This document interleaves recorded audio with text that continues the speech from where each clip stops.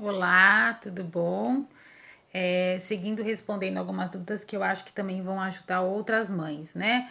Então, uma dúvida que chegou hoje perguntando sobre a cor dos alimentos.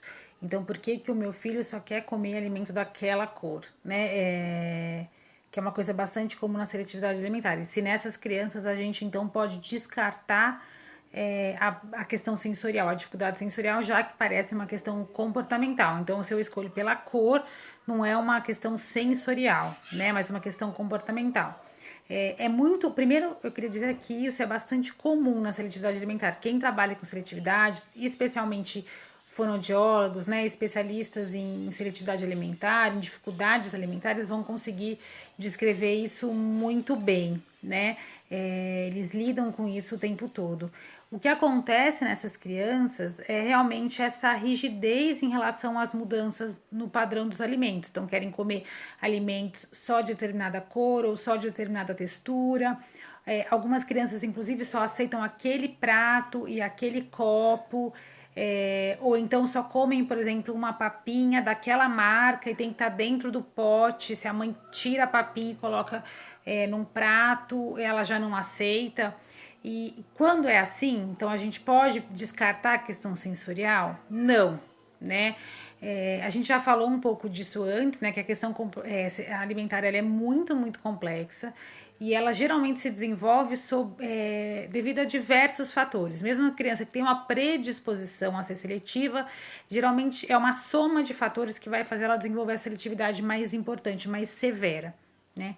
E o que a gente também explica é assim: essas crianças que desenvolvem esses padrões de comportamento, porque, claro, isso é uma questão comportamental, né?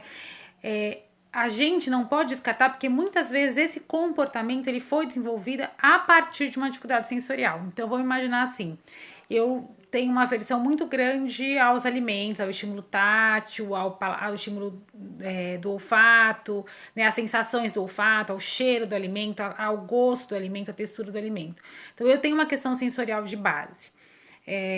E aí isso me causa ânsia, me causa náusea.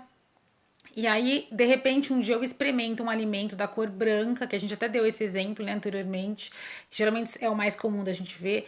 E aí ele comeu, ou então a criança experimentou um chocolate ou um macarrão, né, da cor marrom ou da cor branca, e foi prazeroso.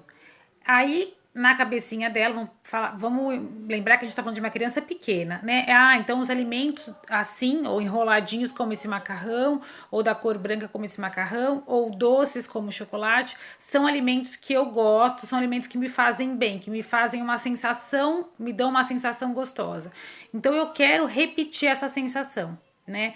Pra gente, olhando, parece uma escolha aleatória, mas na verdade, geralmente essa criança tem isso, né? Tem essa escolha baseada numa sensação boa.